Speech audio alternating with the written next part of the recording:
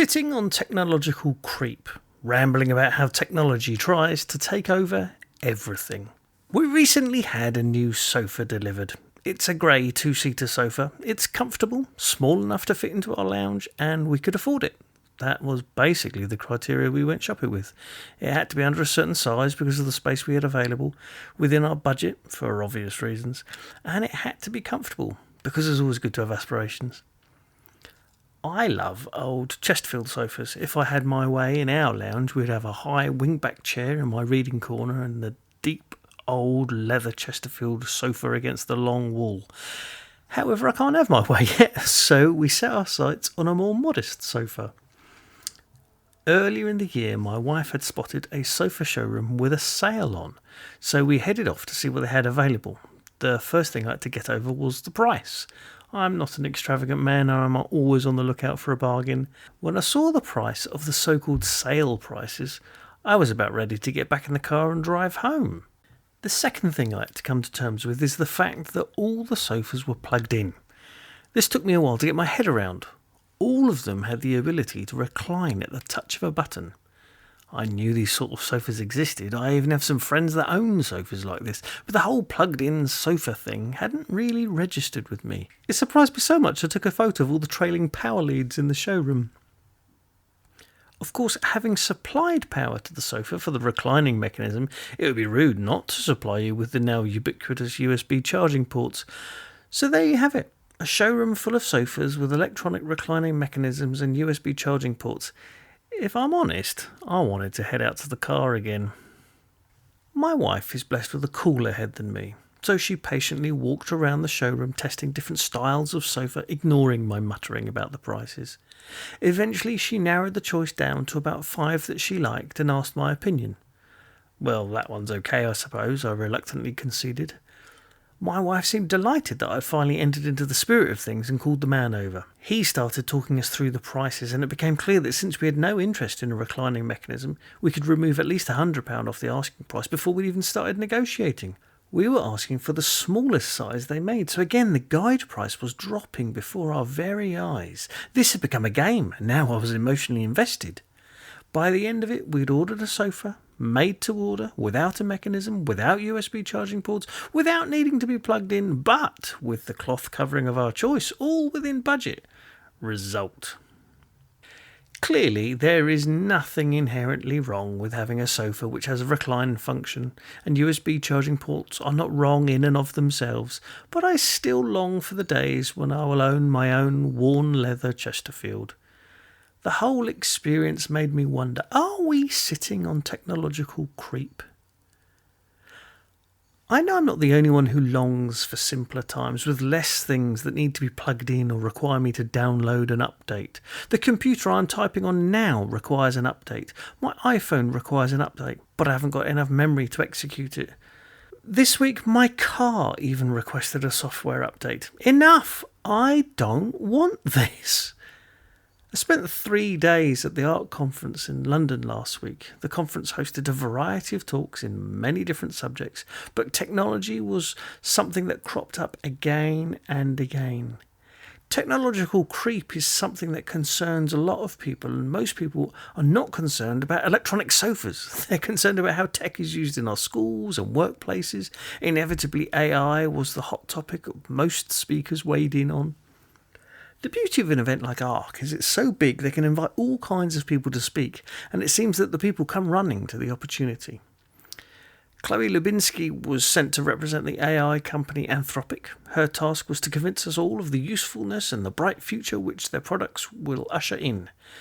There was also an interesting discussion between Mike Solana and Mark Andreessen via Zoom, much of which involved inside jokes and dismissing any concerns out of hand.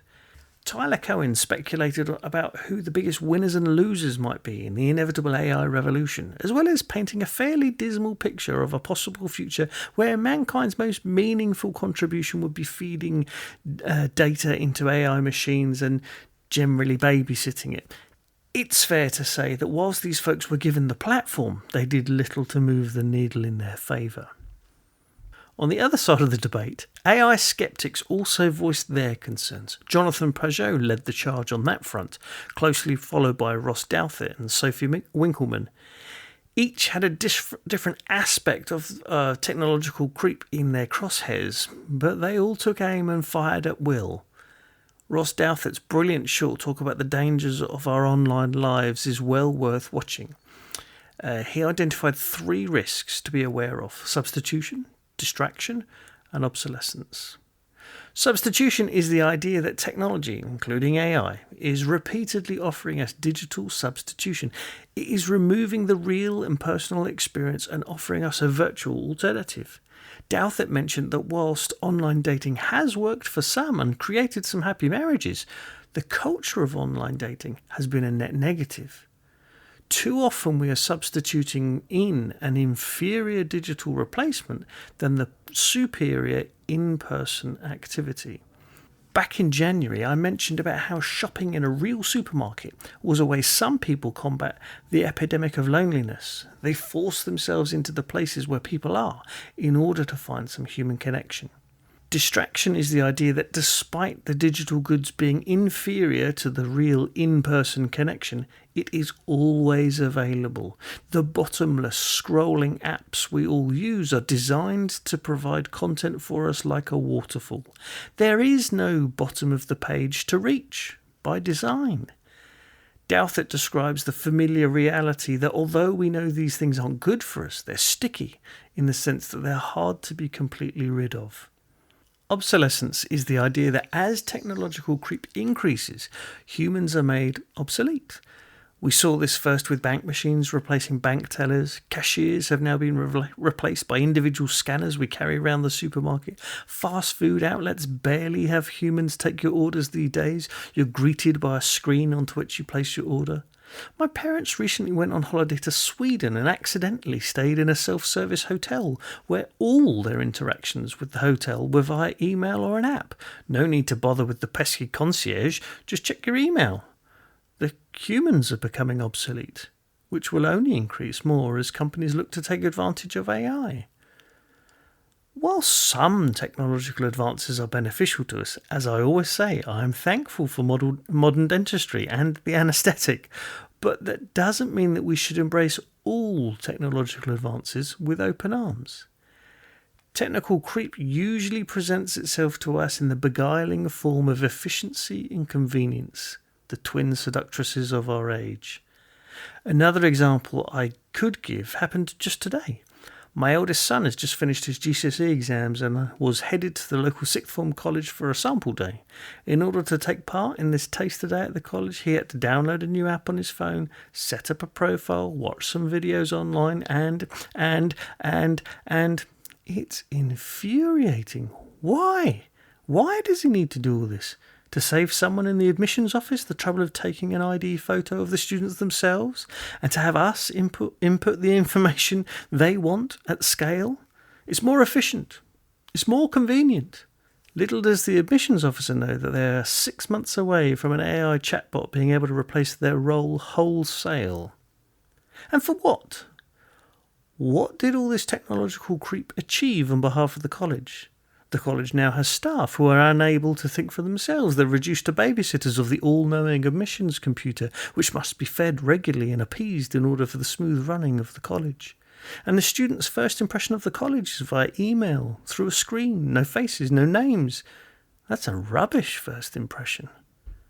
So you may have picked up the sense that I'm not entirely happy with the technological creep in my own life and in the world around me.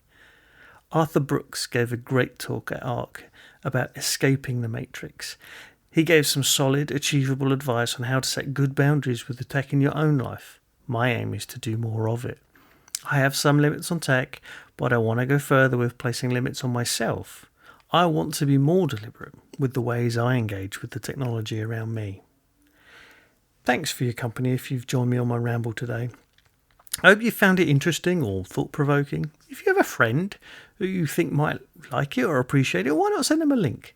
You can subscribe to these weekly rambles for free, or if you're feeling enormously generous, you can also pay. I will shortly be launching the Dusty Book Club as a small thank you to the folks who have been kind enough to support my writing. I hope you can join me again next week for another journey with my thoughts. Grace and peace.